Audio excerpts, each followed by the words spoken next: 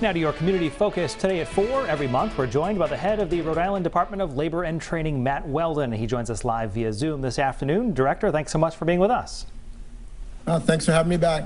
It's always helpful when we touch base to at least start with what our employment numbers look like right now.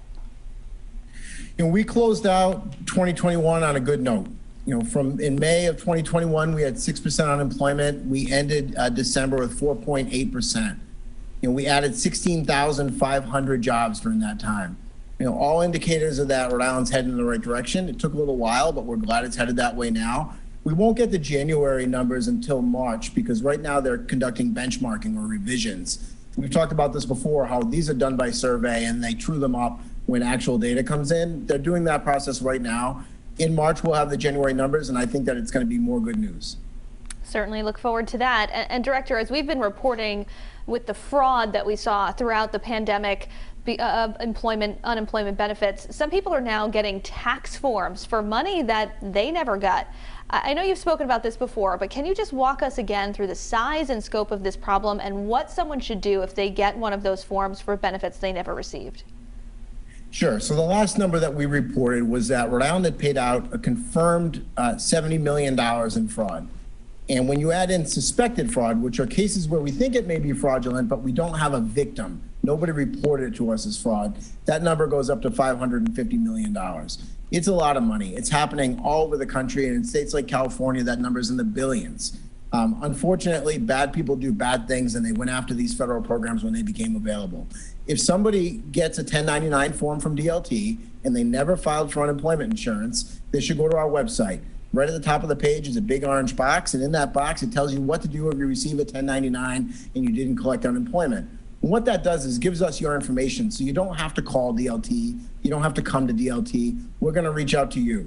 And when I interviewed a couple weeks ago with Gina Marini, at that time there were about 650 people that had contacted us. We had just mailed out those forms when we conducted that interview. Now they've all been out for a few weeks.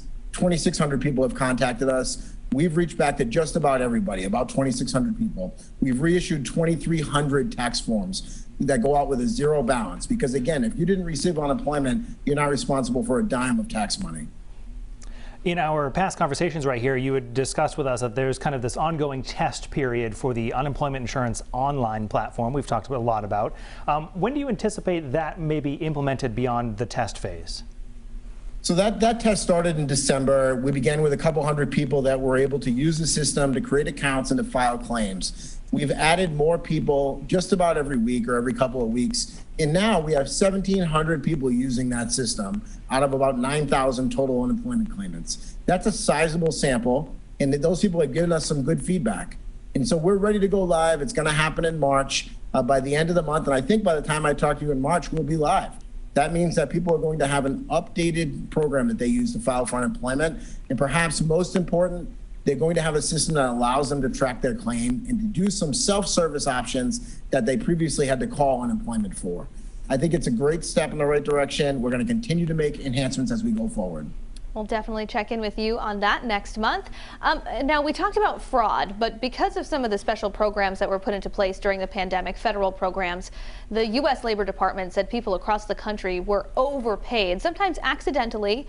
Can you walk us through how big of a problem that was here in Rhode Island, and is the state going to try and get that money back?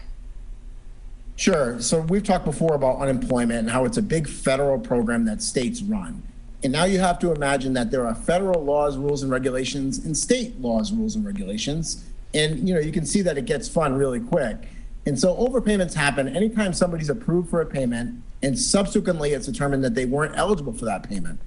And so that happens all the time. And if it's a technical error, if DLT made an error, it was a basic misunderstanding and the claimant wasn't at fault, meaning they didn't mislead the department, they didn't intentionally try to do it, then Rhode Island has the ability to waive that overpayment and make it what we call non-recoverable. It means it goes against the intent of the program, which is aiming to help people, and it unintentionally harms people. So we're taking a deep look at that right now. I don't have a total number report. I can tell you that we're reviewing all the policies, the practices, and the laws to make sure that we're not harming people unintentionally. It doesn't mean that it's a free pass for everyone to be overpaid and not pay it back. On the contrary, if somebody led to that overpayment by their actions or their deeds, then we're going to seek repayment. When other states sought repayment, it was because the federal government said for those federal programs, you had to do so. I think Rhode Island, we didn't send a blanket notice out to everyone, but we've surely notified people that they were overpaid. Most important, you can appeal. There's an appeal language on the bottom of every single decision that goes out from DLT. Please file an appeal if you disagree. You can file a late appeal. Let us know why it's late. You can say you saw me on the news talking about it. We want to help you. We're here to serve. Rhode Island DLT Director Matt Weldon, thank you as always for your time. Thank you. And looking ahead now to tomorrow, when Rhode Island DOT Director Peter Alviti will be joining us for his monthly interview here on 12 News at 4. That's coming up tomorrow in your Community Focus.